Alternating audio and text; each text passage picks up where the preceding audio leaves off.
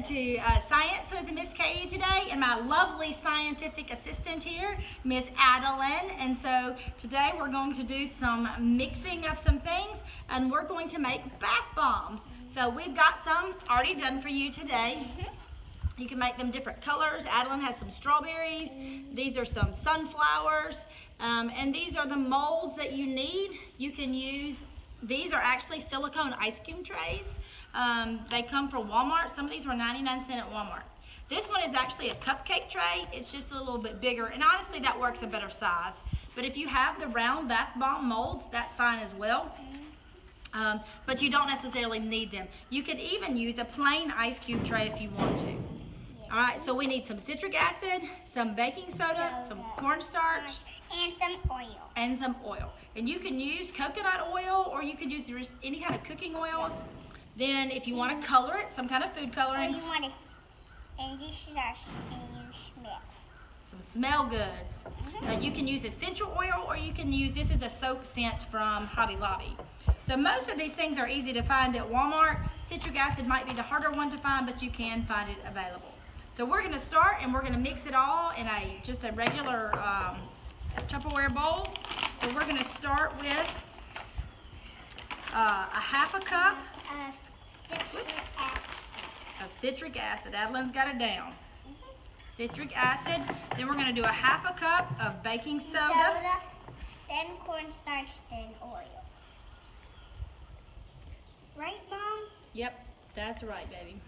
So there's a half a cup of baking soda, and you're going to mix this up with your hands, so you can stick your hands in it, nothing to worry about. And you can shake it up to get it level. You can get it shook up a little bit too.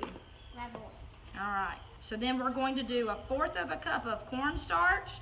So run your hands through it, Adeline, before we stick any of the oil in it, just to make sure it gets all mixed up.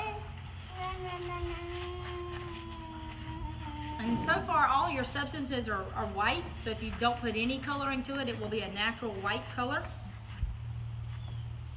So we're going to stick a little bit of oil in it. It's 1/4 of a cup of oil. You start back mix. Now mix some more. So it looks a little funny at the moment, but you can definitely mix it up. Just keep mixing it. And your hands might get gooey. So Adeline is mixing it in. And get some of your finger stuff off. So while she's mixing, she can keep going, but I'm going to add a little bit of food coloring, and this is just household food coloring. Depending on the color you want, you'll actually see it kind of react a little bit, and that's just fine. This some part. All right, keep stirring, mixing it up in there. Today I have peppermint. We're going to try some peppermint that we're going to put in here to go with our red. So you can put 4 or 5 drops, depending on how strong you want it to be. You can experiment with the scents or the flavors And I that you add also to got it. some goggles on. Yes, Adeline's got goggles on. They aren't necessary though. And so I don't get any. So you can see it kind of looks like peppermint candy in this case, but you can smush it together to make it more pink, or you could actually leave it kind of with the rainbow stripe clump look. But you do want to make sure that you get everything mixed together. I will say the food coloring might stain your hands a little bit, but the rest of it is not anything that will harm might you. need some more food dye. And it depends on how dark you want it and how light you want it.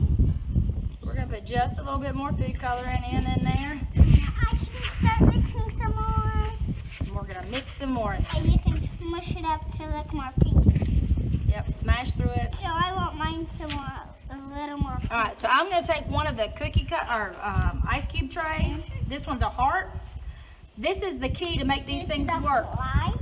When you put your thumb or your fingers and press down in. Press.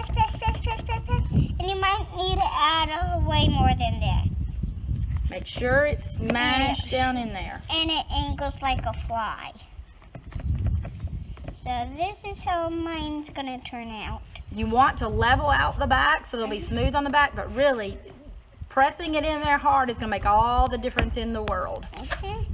So you can fill them. Need a little more food thing in I'm gonna it. press Adeline's down in there a little bit harder. See how I can still put my thumb down in there, and she needs to add some more in there. And you push. finish wipe it all off. These are done after this, but you do need to let them sit overnight. They'll dry out a little bit and they'll just hold their shape better. And they're very easy to pop out the next day. So just let them sit overnight. And I can do this part by myself. And they're ready to go. They smell wonderful. I smell the peppermint in these. So you can just put them in your bathtub. When you make the smaller ones, you may want to put several in your bathtub at a time to make it nice and smell good, as my kids say, to make your bath bombs. All right, that's it in making our bath bombs for today. I hope that you will make some. And so I hope you take pictures. Share your videos with us, post them, email them to us at camp@campcrosspoint.org. Send us your pictures or videos of you making them, and we hope you enjoyed your science time with Miss Katie and my helper, Miss Adeline. Bye, Camp family.